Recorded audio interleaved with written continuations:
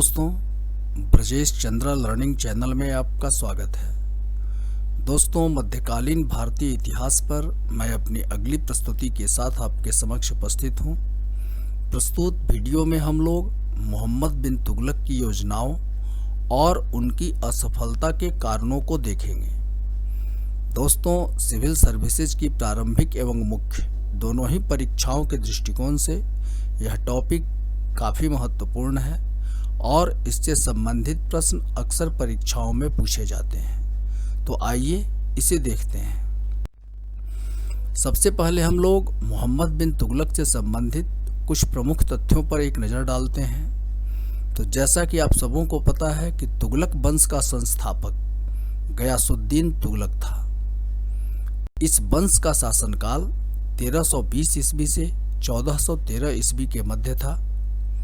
बंगाल विजय से वापस आते समय तुगलकाबाद से 8 किलोमीटर पहले अफगानपुर में गयासुद्दीन तुगलक के पुत्र मोहम्मद बिन तुगलक द्वारा बनवाए गए लकड़ी के एक महल के गिरने से गयासुद्दीन तुगलक की मृत्यु हो गई थी।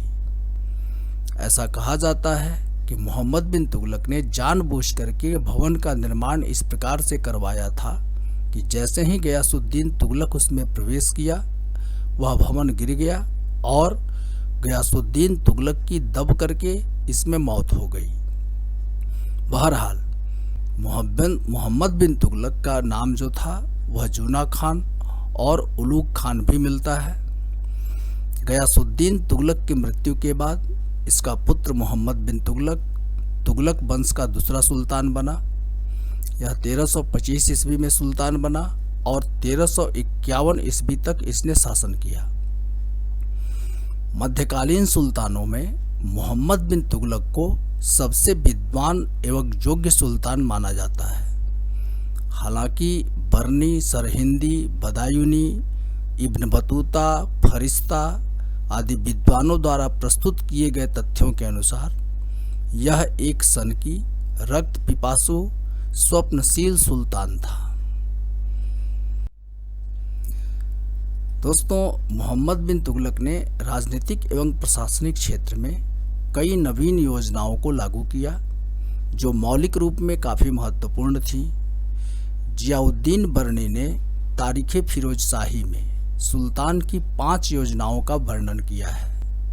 ये योजनाएं हैं: पहला, राजधानी परिवर्तन; दूसरा, सांकेतिक मुद्रा का प्रचलन; तीसरा, खुरासान विजय की योजना; चौथा, कराजिल अभियान; और 5वां, दोआब में कर वृद्धि। तो इन 5 योजनाओं का वर्णन बरनी करता है तारीख़ फिरोजशाही में। इसके अतिरिक्त एक अन्य योजना भी मोहम्मद बिन तुगलक के द्वारा लागू की गई थी। वह था कृषि सुधार की योजना। परंतु मोहम्मद बिन तुगलक की ये सारी योजनाएं विफल हो गई। दोस्तों, मोहम्मद बिन तुगलक से संबंधित जो प्रश्न परीक्षाओं में पूछे जाते हैं उसमें जो पहले प्रकार का प्रश्न होता है उसमें मोहम्मद बिन तुगलक की योजनाओं और उनकी विफलता के कारणों से संबंधित होता है, और जो दूसरे प्रकार का प्रश्न होता है वह मोहम्मद बिन तुगलक का एक समग्र मूल्यांकन, इससे संबंधित प्रश्न पूछे जाते हैं। तो प्रस्तुत वीडियो में हम लोग मोहम्मद बिन तुगलक की योजनाओं और उनकी विफलता के कारणों को समझेंगे। मोहम्मद बिन तुगलक के मूल्यांकन से संबंधित एक अध्ययन सामग्री इसके बाद मैं आपके समक्ष प्रस्तुत करूंगा। तो आइए इसे देखते हैं। सबसे पहले हम लोग राजधानी परिवर्तन की योजना को देखते हैं। तो मोहम्मद बिन तुगलक ने 1326 ईस्वी में सल्तनत की राजधानी दिल्ली से दौलताबाद स्थानांतरित किया। देवगिरी को ही दौलताबाद कहा जाता है। तो राजधानी परिवर्तन का सर्वप्रमुख कारण यह था कि मोहम्मद बिन तुगलक के काल में दक्षिण के अधिकांश क्षेत्रों को सल्तनत के प्रत्यक्ष नियंत्रण में लाया गया था तथा वहां विद्रोह की प्रवृत्ति सदैव बनी हुई थी। इस तथ्य से आप परिचित होंगे कि सल्तनत का सर्वाधिक विस्तार मोहम्मद बिन तुगलक के शासनकाल में ही हुआ था। सल्तनत इसके काल में 23 प्रांतों में बटा था। तो दक्षिण भारत के जो क्षेत्र सल्तनत के प्रत्यक्ष नियंत्रण में लाए गए थे इसके काल में, वहाँ विद्रोह हो रहे थे। तो तत्कालीन भौगोलिक कठिनाइयों के कारण दिल्ली से उनका नियंत्रण संभव भी नहीं था। इसके अतिरिक्त कुछ अन्य विद्वानों ने, तत्कालीन इतिहासकारों ने राजधानी परिवर्तन के पीछे कुछ अन्य कारण भी बताए हैं, जैसे देवगिरी के सल्तनत के मध्य में होने, दिल्ली पर मंगोल आक्रमणों के भय से भयभीत होने और दक्कन की संपदा का लालच। इन कारणों से प्रेरित होकर के मोहम्मद बिन तुगलक ने सल्तनत की राजधानी दिल्ली से दौलताबाद स्थानांतरित की थी। लेकिन ऐसा माना जा सकता है कि दक्कन में एक प्रशासनिक केंद्र की आवश्यकता थी, क्योंकि दिल्ली से दक्कन के नए विजित प्रदेशों पर नियंत्रण रख पाना संभव नहीं था। आगे बढ़ते हैं। अब बर्नी का कहना है कि दिल्ली उजाड़ हो गई, कुत्ते बिल्ली तक दिल्ली में नहीं बचे। लेकिन राजधानी दिल्ली से दौलताबाद ले जाने के बावजूद दिल्ली का प्रशासनिक महत्व बना रहा, क्योंकि इस अवधि में दिल्ली के टकसाल से ढाली गई मुद्रा प्राप्त हुई है। और दूसरी महत्वपूर्ण बात कि मुल्तान में बहराम किस्लू ने विद्रोह किया और बहराम किस्लू के विद्रोह को दिल्ली से भेजी गई सेना ने ही दबाया था। तो इस प्रकार दिल्ली उजाड़ नहीं हुई थी, दिल्ली का प्रशासनिक महत्व तब भी बना हुआ था। इस प्रकार राजधानी को दिल्ली से दौलताबाद स्थानांतरित करने के पीछे मोहम्मद बिन तुगलक का जो उद्देश्य है वह पूर्णतः व्यवहारिक प्रतीत होता है। इसके अतिरिक्त इस योजना के पीछे सुल्तान का एक अन्य उद्देश्य यह भी प्रतीत होता है कि मोहम्मद बिन तुगलक दक्षिण भारत में भी इस्लामिक संस्कृति का प्रचार प्रसार कर तथा मुसलमानों की संख्या बढ़ाकर दक्षिण भारत के विद्रोह पर कारगर नियंत्रण रखना चाहता था, क्योंकि उसने अमीरों, शेखों, उलेमाओं आदि को भी दौलताबाद जाकर के बसने का आदेश दिया था। अतः बर्नी का यह कहना कि उसने सारे दिल्ली के नागरिकों को दिल्ली से दौलताबाद जाकर के बसने का आदेश दिया था, यह बात प्रासंगिक प्रतीत नहीं होती है। आगे बढ़ते हैं। अब राजधानी परिवर्तन की यह योजना असफल हो गई, तो कुछ समय पश्चात मोहम्मद तुगलक 1335 ईस्वी में सुल्तान पुनः राजधानी को दिल्ली ले आया। इसका सर्वप्रमुख कारण यह प्रतीत होता है कि राजधानी परिवर्तन से सुल्तान यह समझ गया कि जिस प्रकार दिल्ली से दक्कन का नियंत्रण संभव नहीं है, उसी प्रकार दौलताबाद से दिल्ली का नियंत्रण भी संभव नहीं था। दक्कन गए विद्वान दिल्ली की याद को भुला नहीं पाए थे और उन्होंने सुल्तान पर पुनः वापस चलने के लिए दबाव बनाया था। तो ये दो प्रमुख कारण हैं राजधानी को पुनः दौलताबाद से दिल्ली स्थानांतरित करने के पीछे। हालांकि बर्नी द्वारा राजधानी परिवर्तन के जो कारण बताए गए हैं वे भ्रामक एवं मनगढ़ंत प्रतीत होते हैं। राजधानी परिवर्तन का दूरगामी प्रभाव यह हुआ कि दक्कन में मुस्लिम संस्कृति के प्रचार प्रसार के कारण दक्कन में बहमनी साम्राज्य का उदय एवं विकास हुआ। यह एक महत्वपूर्ण तथ्य है। आगे बढ़ते हैं। अब हम लोग मोहम्मद बिन तुगलक की दूसरी प्रमुख योजना, जो सांकेतिक मुद्रा का प्रचलन था, उसे देखते हैं। तो सांकेतिक मुद्रा का प्रचलन मोहम्मद बिन तुगलक की दूसरी प्रमुख योजना थी। इसके अंतर्गत मोहम्मद बिन तुगलक ने पीतल अथवा तांबे के सिक्के जारी किए और उनका मूल्य चांदी के सिक्कों के समकक्ष निर्धारित किया। फरिश्ता ने बताया है कि मोहम्मद बिन तुगलक ने पीतल के सिक्के जारी किए थे, जबकि बर्नी का कहना है कि उसने तांबे के सिक्के जारी किए थे। खैर, वास्तविकता चाहे जो भी हो, मोहम्मद बिन तुगलक ने सांकेतिक मुद्रा का प्रचलन किया और पीतल अथवा तांबे के मुद्रा का मूल्य चांदी के सिक्कों के समकक्ष निर्धारित किया था।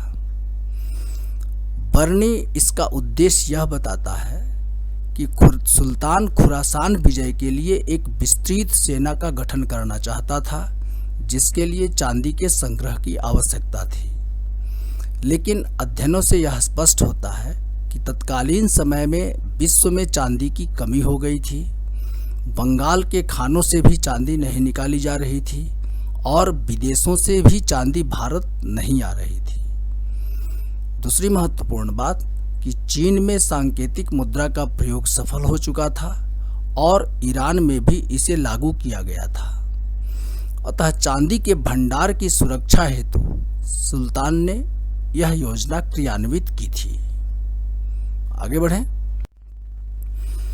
लेकिन सांकेतिक मुद्रा के प्रचलन की यह योजना भी असफल हो गई। कारण यह था कि जनता सुल्तान के इस नवीन प्रयोग को समझ नहीं सकी। उनके लिए चांदी एवं तांबे की कीमत उनके वजन के अनुरूप था, न कि उनके सांकेतिक मूल्य के। पहली महत्वपूर्ण बात। दूसरी महत्वपूर्ण बात कि राज्य द्वारा जारी सिक्कों पर ऐसा कोई पेचीदा डिजाइन नहीं था जिसकी नकल करना संभव नहीं हो। अतः हर घर में सिक्के ढाले जाने लगे। नतीजा हुआ कि बाजार में नकली सिक्कों की भरमार हो गई।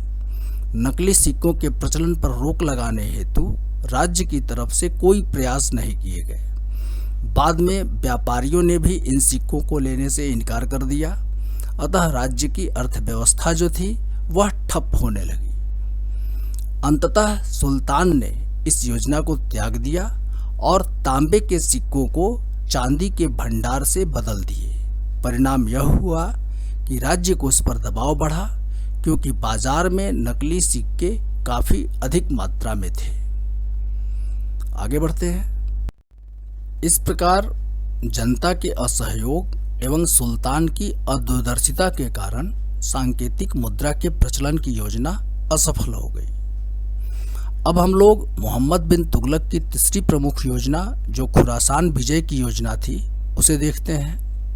तो जैसा कि आप सबों को पता है कि मोहम्मद बिन तुगलक के शासनकाल में ट्रांस ऑक्सेनिया का शासक तरमाशरीन, जो मंगोल था, उसका भारतवर्ष पर आक्रमण हुआ। बर्नी का कहना है कि सुल्तान ने इसे धन दे करके वापस भेज दिया तरमाशरीन को। परंतु इस घटनाक्रम का अन्य स्रोतों से विश्लेषण करने पर स्पष्ट होता है कि तरमाशरीन खुरासान अभियान से असफल होकर के भारत आया था। सुल्तान ने उससे मैत्री संबंध स्थापित किए, जिसका परिणाम हुआ कि सुल्तान ने मध्य एशिया की राजनीतिक शून्यता का लाभ उठाने की योजना बनाई। खुरासान विजय की योजना इन्हीं गतिविधियों की एक कड़ी थी। इस योजना को एक त्रिदलीय मैत्री संगठन के द्वारा पूरा किया जाना था। इसमें सुल्तान मोहम्मद बिन तुगलक, तरमाशरीन और मिस्र का शासक शामिल थे। खुरासान विजय के लिए सुल्तान ने अग्रिम वेतन पर एक विशाल सेना का गठन किया, जिसमें 3,70,000 सैनिक थे। लेकिन दुर्भाग्यवश मध्य एशिया की राजनीतिक हलचलों से तरमाशरीन सत्ताच्युत हो गया तथा इस योजना को त्यागना पड़ा। सेना को विघटित कर दिया गया और इस विघटित सेना ने बाद के दिनों में होने वाले विद्रोहों का संचालन किया या फिर उनमें भाग लिया। इस प्रकार राजनीतिक अस्थिरता उत्पन्न करने में इन विघटित सैनिकों की महत्वपूर्ण भूमिका थी। अब हम लोग मोहम्मद बिन तुगलक की चौथी प्रमुख योजना, जो कराजिल अभियान है, उसे देखते हैं। तो कराजिल संभवतः मध्य एशिया में कुल्लू एवं कांगड़ा क्षेत्र या फिर गढ़वाल या कुमायूं का क्षेत्र था। पर्वतीय क्षेत्र की सीमाओं की सुरक्षा के लिए सुल्तान ने कराजिल अभियान किया था, क्योंकि विवरणों से पता चलता है कि चीनियों ने इस क्षेत्र के राजपूत शासकों को परेशान किया था। लेकिन यह योजना भी असफल हो गई। पर्वतीय क्षेत्र में सेना भटक गई और सेना का मनोबल मार्ग की कठिनाइयों, वर्षा, बीमारियों आदि के कारण टूट गया और सेना वापस लौट आई। बर्नी का कहना है कि केवल 3 लोग ही वापस लौट करके आए थे। हालांकि इसमें अतिशयोक्ति है। अब हम लोग मोहम्मद बिन तुगलक की 5वीं प्रमुख योजना, जो दोआब में कर वृद्धि की योजना थी, उसे देखते हैं। तो बहुमान्य विचारधारा के अनुसार सुल्तान ने गंगा जमुना दोआब क्षेत्र में राजस्व में 1/10 से 1/20 के बीच बढ़ोतरी की थी। चूंकि इससे पूर्व अलाउद्दीन खिलजी ने भी 50% का लगान वसूला था, अतः इस योजना को भी अव्यवहारिक नहीं कहा जा सकता है। परंतु दुर्भाग्यवश दोआब में अकाल पड़ जाने से कृषि उत्पादन ठप हो गया, लेकिन राजस्व अधिकारी कठोरता पूर्वक लगान वसूलते रहे। इससे जगह जगह जमींदारों एवं कृषकों ने विद्रोह कर दिया और इसे भी क्रूरता से दबाया गया। अंततः यह योजना भी विफल हो गई। अब हम लोग मोहम्मद बिन तुगलक की 6ठी प्रमुख योजना, जो कृषि सुधार की योजना थी, उसे देखते हैं। तो दोआब में कर वृद्धि के बाद सुल्तान ने दीवाने कोही या अमीरे कोही संज्ञक एक नवीन विभाग की स्थापना कर कृषि सुधार की योजना बनाई। इसके लिए एक विस्तृत भूक्षेत्र का चयन कर कृषकों को कृषि हेतु बीज, हल, बैल आदि उपलब्ध कराने के लिए सोनधर संज्ञक ऋण प्रदान कर एक बड़ी राशि खर्च की गई। यह एक महत्वपूर्ण तथ्य है। इतिहास की यह पहली योजना थी जब न केवल सही कृषि सुधार का प्रयास किया गया, बल्कि राज्य कोष से एक बड़ी राशि भी खर्च की गई थी और सरकारी कर्मचारियों की देखरेख में कृषि कार्य किया जाना था। परंतु जिस क्षेत्र का चयन किया गया वह बंजर क्षेत्र था। पुनः सरकारी कर्मचारियों के भ्रष्टाचार, कृषकों की उदासीनता तथा समय की कमी के कारण यह योजना भी असफल हो गई। इस प्रकार हम देखते हैं कि मोहम्मद तुगलक ने जिन नवीन योजनाओं का सूत्रपात अपने शासनकाल में किया, वे सारी योजनाएं विफल हो गईं। तो इन योजनाओं की विफलता के कारणों पर अब हम एक नज़र डालेंगे। तो दोस्तों, मोहम्मद बिन तुगलक की योजनाएं तो तत्कालीन परिस्थितियों में अत्यंत मौलिक एवं पूर्णतः व्यवहारिक थीं, लेकिन तत्कालीन परिस्थितियों, जिनमें प्राकृतिक प्रकोप भी शामिल थे, के साथ साथ अमीरों, अधिकारियों और उलेमा वर्ग का सुल्तान के प्रति असहयोगी होना तथा मोहम्मद बिन तुगलक का स्वयं का व्यक्तित्व भी योजनाओं की विफलता के अन्य महत्वपूर्ण कारण थे। तो तत्कालीन परिस्थितियों पर चर्चा हम लोगों ने योजनाओं के साथ साथ कर लिया है। आगे हम लोग अब अमीरों और उलेमा वर्ग का सुल्तान के प्रति असहयोगी होना और मोहम्मद बिन तुगलक के स्वयं के व्यक्तित्व पर एक नज़र डालते हैं कि कैसे इन कारणों से मोहम्मद बिन तुगलक की ये योजनाएं असफल हो गई थी। तो सबसे पहले हम लोग देखें कि अमीर वर्ग के असहयोगी होने के कारण क्या थे। तो दोस्तों, मध्यकालीन राजनीतिक संगठन में जातीय एवं वर्गीय संगठनों की महत्वपूर्ण भूमिका होती थी। मोहम्मद बिन तुगलक इस व्यवस्था में परिवर्तन करने का प्रयास किया था। सल्तनत की प्रशासनिक तंत्र में खानदानी तुर्क अमीरों की प्रमुखता थी।